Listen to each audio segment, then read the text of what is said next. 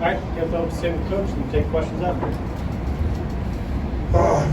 Shoot, it was a wild game. I still not quite sure how we figured out how to win it, but I told our guys sometimes when you play bad, you got to figure out ways to win games, and I thought we figured it out. I mean, it's, I'm going to have to go back and look at the film, but a couple plays come to mind. We needed Sam to hit the big threes he hit, but it wasn't just the threes he hit. He got a tip, a big possession late in the game that kept the ball alive for Aaron to go in and get the putback. I mean, Aaron almost had triple-double. He finished with 28-8 with 5 boards coming from the guard spot. That was big. I thought this was probably Grant's best game. 3 hitting the corner was huge, but the 6 blocks were bigger. Our defense, again, was not good. We've got to figure this thing out better. We've got to do a better job on it. We're figuring out ways to win. If you're going to win a league championship, which we're obviously in the hunt for now with 5 games left, these are the games that you got to figure out ways to win, even when you don't play well. I mean, we were 2 for 18 from 3 at the half, and we were within striking distance. It was only 4 points, and then we got down even bigger. I know we were down 10 at some point late in the game, 8 minutes, somewhere in there, and we figured out a way. We came to the huddle, kind of like Georgia. We said, listen, man, we're going to figure out a way to win this game. We're going to make some big plays. Thought this was maybe Sears' best game defensively. He was scrapping. He was in there, the big steal he had late in the game. But Ryland's tip where he got fouled, goes to the free throw line, makes 2 free throws. And we figured out ways to win this game when we didn't play well. I told him at half, guys, like, we've been through this formula before. When we're not making threes, you can still win the game. So what you got to do is go kill them on the old glass. We ended up with 21 boards. You got to get yourself to the free throw line. We outscored them at the free throw line. You got to take care of the ball and turn them over. Now, we didn't turn them over enough, but we had 1 fewer turnover than them. We won the free throw deal, and we won the offensive rebounding deal, and kept it even enough on the second chance. And then look, they're a team that scores a ton of points in the paint. Grant with the 6 blocks, I thought Nick played way better in the second half. But for us to outscore them 56-40 in the paint, like, our guys have the wherewithal. We obviously like to make a lot of threes around here. We've made 18 back-to-back games going into this. It wasn't dropping. We figured out a way to score 56 points in the paint. So I give our guys a lot of credit. They figured out a way to win a game. I give Florida a ton of credit. They came in with a great game plan, played well. Their guards, we didn't do a great job guarding their guards. We got to do a much better job. I played better on defense. We're up on Saturday. We're not going to come out with a win. So we got 2 days to really try to lock into a scouting report and do a much better job on Saturday than we did tonight. But give our guys a ton of credit. Give Florida a lot of credit. We're going to have to play much better at their place. Hopefully we are able to get Rachel back quick. He's got a head injury. He's being evaluated on a day-to-day basis. So, got to see when he starts to feel a little better. Hopefully we get him back here soon. Start with Nick Kelly.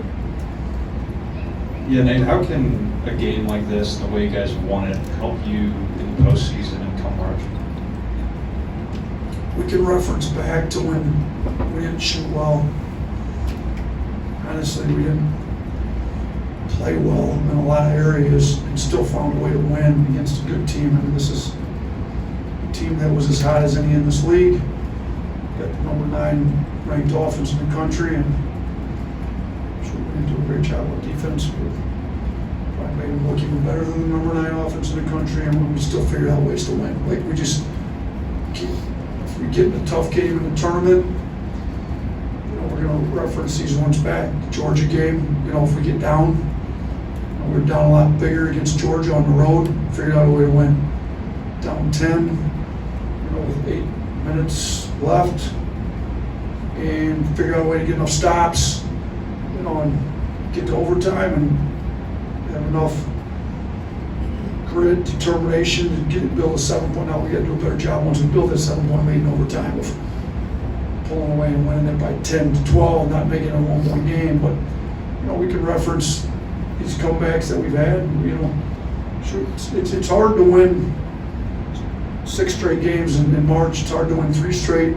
Yes, I mean, we've done it twice. It's not that easy, to win 3 straight games against real good teams in the SEC tournament. So when we get down, if we get down in one of those SEC tournament games or NCAA tournament games, you reference these games where we've been down and came back and win, give them some belief, some hope. Because I thought the Georgia win helped us in the huddles tonight. Like, we're going to win this game. We've done it before. We know we can do it. Here's what we got to do. Charlie. Coach, when you look at the rebounds and the points that man, I know you mentioned that you're open, but how satisfied were you with Grant and the other guys for kind of answering that challenge? Man, Grant was trying to box out in there some. I know he gave up a lot of awards, and they had some size on them. They're big. They have to look at it on film a little bit more to see what more he could have done. But we had 21 awards, as many as they had. And they had a lot. They had 17, but at least it wasn't 26 like A&M had. But we wouldn't got 21 ourselves. So when you kind of go down the line, like Ryland and Aaron started in 2 and 3 today, had 9 combined, no boards. Like, that's big. And I thought Grant fought in there. I thought Pringle in the second half really gave us big minutes, fought in there. But Sears had 7 defensive rebounds. Sears led us on the glass. We told him, like, our bigs are going to have to wrestle with these guys, fight.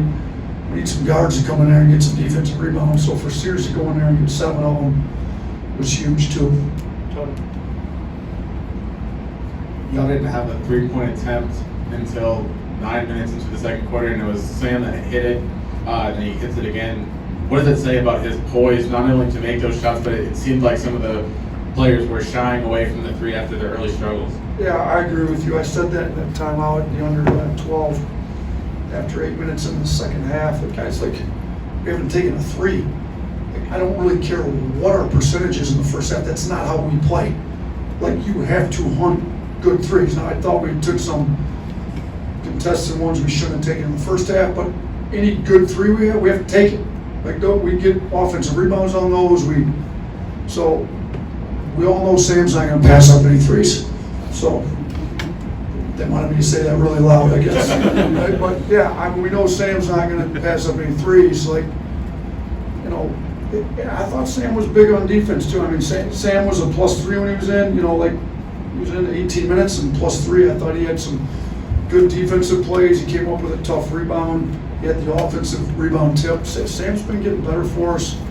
And without, 4 or 7 from 3. I told Sam's been getting better on defense. I told him, listen, Sam, you don't have to forget about your offense.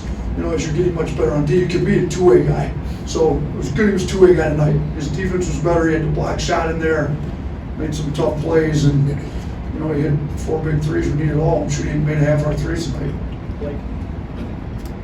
Yeah, Coach Grant was able to kind of get it done on both ends of the floor. He had 6 blocks. He had 22 points. What did you make of his performance? Just how he kind of seemed a lot more comfortable out there tonight. Yeah, I think him playing a little bit more 5 has helped him. He's able to drive more 5s, but he's had a knack for making some big 3s, and he's comeback wins. You go back to the Georgia game, he had 2 of them late to open the whole thing up and won us the game. That 3 hit the corner. I wanted him to take it as soon as he caught it. I don't know what he was hesitating for. I got yelled at him. Like, shoot it. He decides to jab and shoot it, and it still goes in. But we want him taking the correct 3s and build up a bunch of confidence. But the 6 blocks he had to go with, the and 1 finish he had late when we were down 3 and went in, made the free throw. He's this was maybe his best game he's played on both sides. The best 2-way game he's played.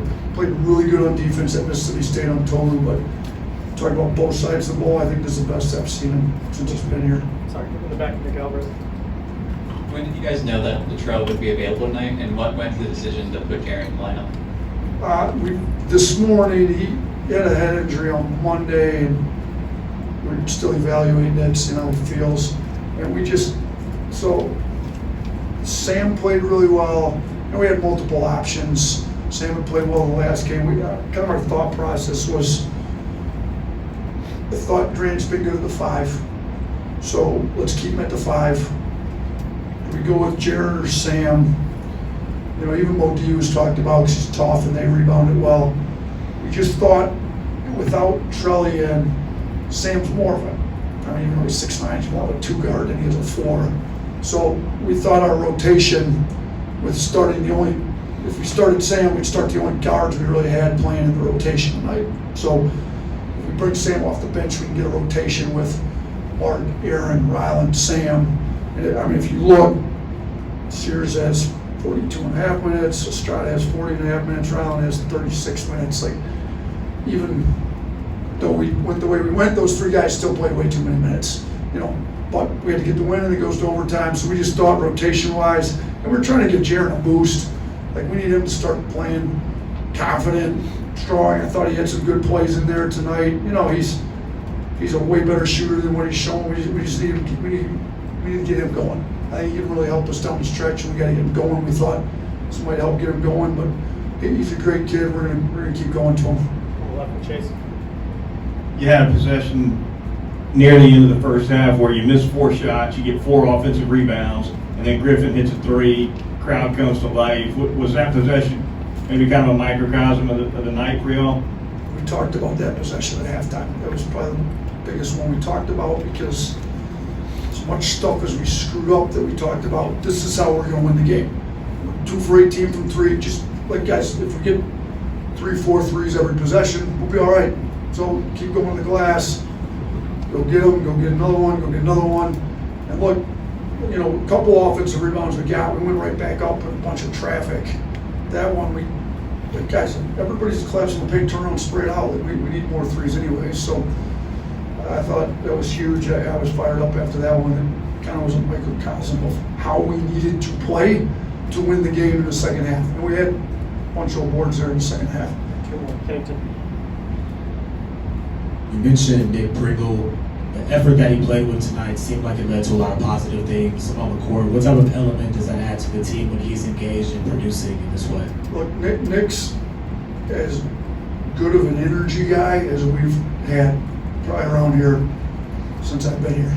When his energy's positive, he's unbelievable. Guys feed off it, he feeds off it. It would have been nice if he had to dunk in the first half, but he's going hard, like he's playing hard.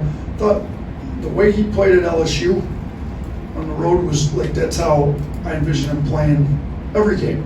I thought he had good practices coming in today, and what I was really proud of Nick for tonight was he didn't play particularly great in the first half. In the past, maybe he gets discouraged, down on himself, doesn't bring the same amount of energy.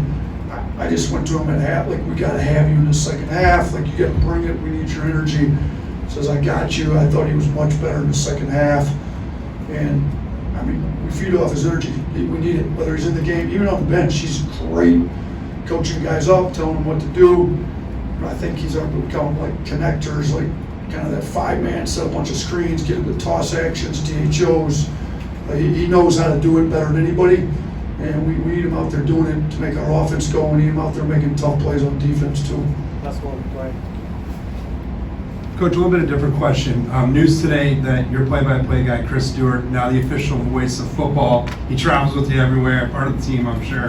How happy for him are you, and what has it been like to work with him the last Yeah, few so years? I always have a radio interview with him, you know, before the game.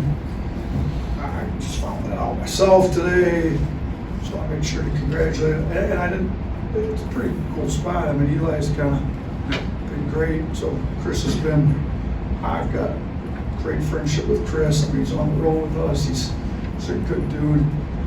So I was super happy for him. Obviously, play-by-play for Alabama football is kind of a big deal in that industry. So he deserves it. He does great. Some of it, shoot, I love listening to his calls. If I could go back and have his calls with the TV view of the game, I'd probably do that every time. I'd like to know how many people turn their TV on and then have the radio on with Chris in our games. You know, if I was watching it, that's probably what I'd do. No disrespect. The TV announcers we've had have been great. But Jimmy and Tom were great guys tonight. I'm sure they did a great job. But there's something about Chris's voice on the play-by-play for our games, and he's done it some in football. He's going to be good. So, Thank you, Coach. Roll Tide, appreciate you. This room's a lot bigger than it used to be too. It's nice to see you all in here after the game.